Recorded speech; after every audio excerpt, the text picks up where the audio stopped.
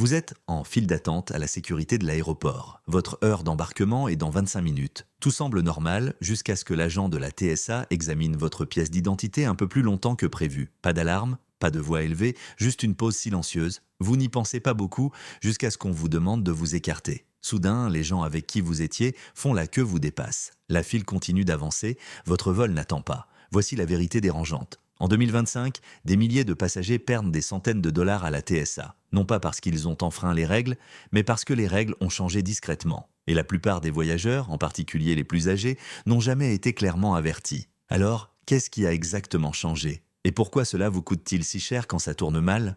Ce qui rend ces changements de règles de la TSA si coûteux en 2025, ce n'est pas qu'ils soient nouveaux, c'est qu'ils sont appliqués différemment et beaucoup plus strictement, sans avertissement clair. Pendant des années, les voyageurs ont appris les règles de l'aéroport par la répétition. Vous avez volé une fois, appris la routine et supposé que les mêmes étapes fonctionneraient la fois suivante. Mais cette supposition est exactement ce qui coûte de l'argent aux passagers maintenant. En 2025, la TSA ne se contente pas de vérifier les bagages plus rapidement, elle s'appuie davantage sur les normes de documentation, la cohérence comportementale et les systèmes de contrôle automatisés. La marge pour le presque correct a discrètement disparu.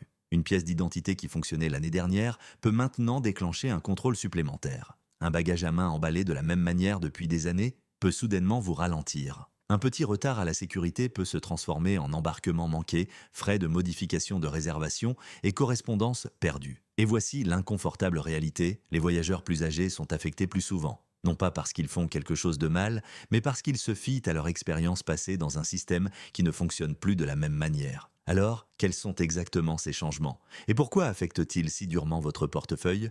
Pendant des années, présenter votre permis de conduire à la TSA semblait automatique. Vous le tendiez sans réfléchir, parce que cela avait toujours fonctionné auparavant. Cette habitude est exactement ce qui coûte des centaines de dollars aux passagers en 2025. L'exigence Real ID n'est pas apparue soudainement cette année. Ce qui a changé, c'est la rigueur avec laquelle elle est désormais appliquée. Si votre pièce d'identité n'est pas conforme à la Real ID, ou si elle est expirée, endommagée ou signalée, la TSA ne discute pas avec vous. Ils n'expliquent de pas grand-chose, ils ralentissent simplement le processus ou l'arrêtent entièrement. Et quand cela arrive, le temps devient votre ennemi. Vous êtes envoyé pour un contrôle supplémentaire. Votre bagage à main est revérifié. Votre fenêtre d'embarquement se réduit minute après minute. Au moment où tout est résolu, votre vol est peut-être déjà en cours d'embarquement ou pire, en train de fermer. C'est ainsi que les passagers perdent de l'argent sans jamais enfreindre une règle, non pas parce que la TSA vous inflige une amende, mais parce que les compagnies aériennes n'attendent pas les retards de sécurité. Les vols manqués entraînent des frais de modification de réservation, des différences de tarifaires et des nuits d'hôtel perdues, des coûts qui vous incombent discrètement et non au système. Et les voyageurs plus âgés sont les plus touchés car ils sont les plus susceptibles de faire confiance à une pièce d'identité qui a toujours fonctionné. Si vous avez volé récemment, vous avez peut-être l'impression que les règles concernant les liquides n'ont plus de sens. À un aéroport, on vous dit de laisser les articles dans votre sac. À un autre, vous êtes soudainement mis à l'écart pour les mêmes choses. Cette confusion n'est pas accidentelle. Et en 2025, elle coûte du temps et de l'argent aux passagers. La règle des liquides elle-même n'a pas disparu. Mais la technologie de contrôle varie désormais d'un aéroport à l'autre, créant l'illusion que les règles ont changé partout. Alors les voyageurs s'adaptent de manière informelle. Ils apportent des articles de toilette plus grands. Ils arrêtent d'utiliser le sac transparent. Ils supposent que ce qui a fonctionné lors du dernier voyage fonctionnera à nouveau. Cette supposition devient coûteuse. Lorsque la TSA signale votre sac pour un contrôle secondaire, le retard ne se mesure pas en secondes. Il se mesure en groupe d'embarquement manqué. Et pour les voyageurs plus âgés, cela frappe plus fort. Les liquides médicaux, les crèmes et les articles de soins personnels augmentent le temps de contrôle. Rester debout plus longtemps, refaire ses bagages sous pression, regarder l'horloge. Au moment où votre sac est autorisé, le mal est déjà fait. Vous n'êtes pas amendé, vous êtes simplement en retard et les compagnies aériennes ne pardonnent pas le retard. C'est ainsi qu'un petit malentendu se transforme discrètement en un vol manqué et une coûteuse nouvelle réservation. L'article qui cause certains des retards les plus coûteux en 2025 n'est pas une valise, ce n'est pas une bouteille, c'est une petite batterie externe. Les chargeurs portables semblent inoffensifs.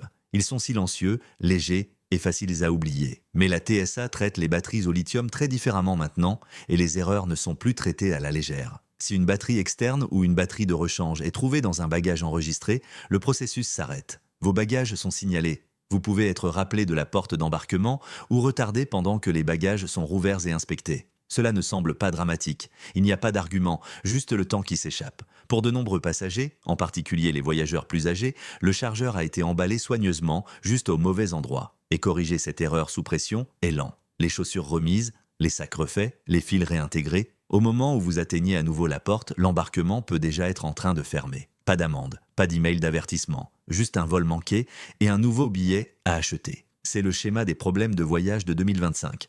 Pas une punition, mais des conséquences. Et ces conséquences sont coûteuses.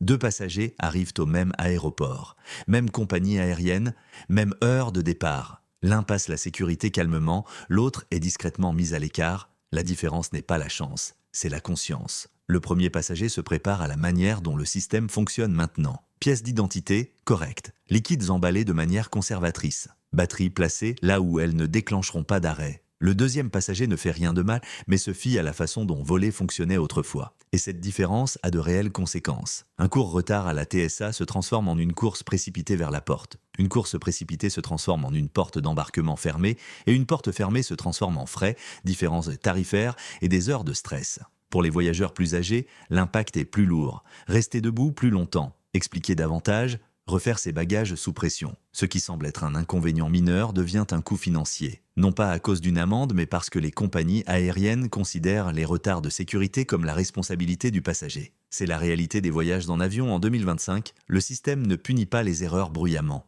Il laisse le temps faire les dégâts.